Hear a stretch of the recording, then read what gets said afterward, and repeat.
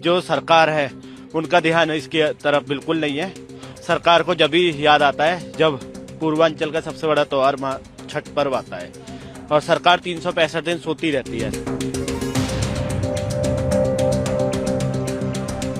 ये यमुना नदी है, इसमें 80% तक केमिकल बह रहा है, बस नाला बह रहा है। सबकी ही जिम्मेदारी और सभी इसका ये जो यमुना की हालत है ये हम लोग ही जिम्मेदार हैं इस चीज के। दिलवालों की दिल्ली जहां एक तरफ बढ़ते वायु प्रदूषण में सांस लेने को मजबूर है, वहीं दूसरी तरफ दूषित यमुना से भी उसका जीवन खतरे में है।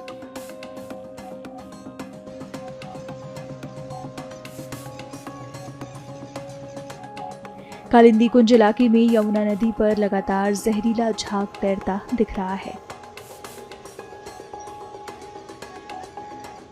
आपको बता दें कि जहरीला झाग यमुना नदी में उच्च फॉस्फेट सामग्री के कारण होता है, जो त्वचा व श्वसन समस्याओं का कारण बन सकता है। इस समस्या से निपटने के लिए एनजीओ अपने स्तर पर प्रयास कर रहे हैं और न केवल यमुना को साफ कर रहे हैं बल्कि तमाम लोगों से भी अपनी जिम्मेदारियां निभाने की अपील कर रहे हैं। यमुना किनारे सफाई अभियान चला रहे लोगों का क्या कहना है, सुनिए। हम यहाँ यमुना सफाई करने आए हुए हैं। 3 साल से हम यहाँ यमुना सफाई कर रहे हैं और हमें यमुना सफाई करके बहुत अच्छा महसूस होता है, क्योंकि हम यमुना को जैसे गंगा को माता मानते हैं ऐसे यमुना को भी अपनी माता मानते हैं। पर जो सरकार है उनका ध्यान इसकी तरफ बिल्कुल नहीं है। सरकार को जब भी याद आता है जब पूर्वांचल का सबसे बड़ा त्योहार छठ पर्व आता है और सरकार 365 दिन सोती रहती है। सरकारों को बजट तो पास होता है पर सरकार लगता है कहीं यूज नहीं करती। ऐसा क्या है कि दिल्ली में ही 22 किलोमीटर की जो रेंज है वही सबसे ज्यादा प्रदूषित है।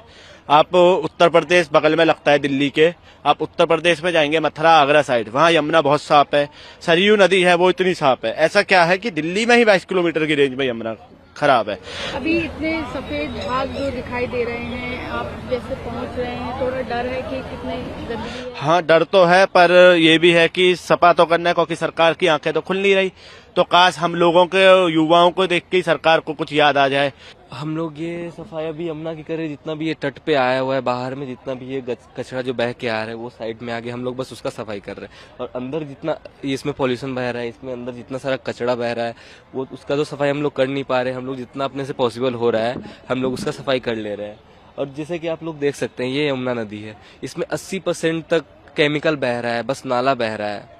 इसमें ऐसा कुछ नहीं है कि ये अब नदी बच गई है, ये अब मरने के कगार पे। आने वाले 3 से 4 सालों में ये एकदम विलुप्त हो जाएगी। इसमें सिर्फ नाला ही बचेगा। वो तो अभी थोड़ा बारिश हुआ है जिस वजह से थोड़ा इसमें पानी ज्यादा है।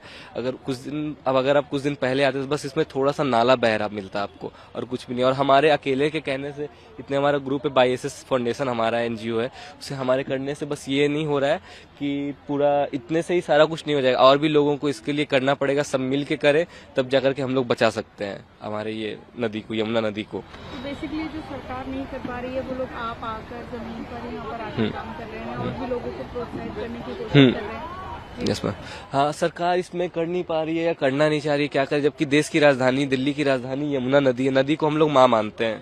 उसके बाद ये देख लीजिए हमारी माँ के नाम, सारा तरफ झाग ही झाग है। ये हमारे इंडस्ट्रियल और केमिकल बेस्ड सारे जो है सारे इसमें ही अभी बह रहे हैं, जिस वजह से ये अब सरकार को इसके लिए कुछ ना कुछ कड़ा चीज नहीं, इसके लिए एक टीम बनाना चाहिए, उसके अंदर अच्छे खासे मेंबर देना चाहिए। उसके बाद कुछ ना कुछ अच्छा चीज करना चाहिए हमारी यमुना नदी को बनाने के लिए और पॉल्यूशन से दूर रखने के लिए, ताकि हम लोग अपने फ्यूचर के लिए इसे बचा सकें। यमुना हमें जितना गंदगी, मैं जब ट्रैवल करती थी हमेशा यमुना देखती थी कि कितनी गंदगी हो रही है। एंड ये फोम्स में मुझे समझ नहीं, फ्यूम्स है क्या। अब जब मैं यमुना के पास आई हूँ तो मुझे पता चल रहा है ये फ्यूम्स कितनी हार्मफुल है हमारे लिए, कितना इसमें से फ्यूम्स आ रहा है, हमें ही इफेक्ट कर रहा है और यही पानी हमारे घरों में जा रहा है।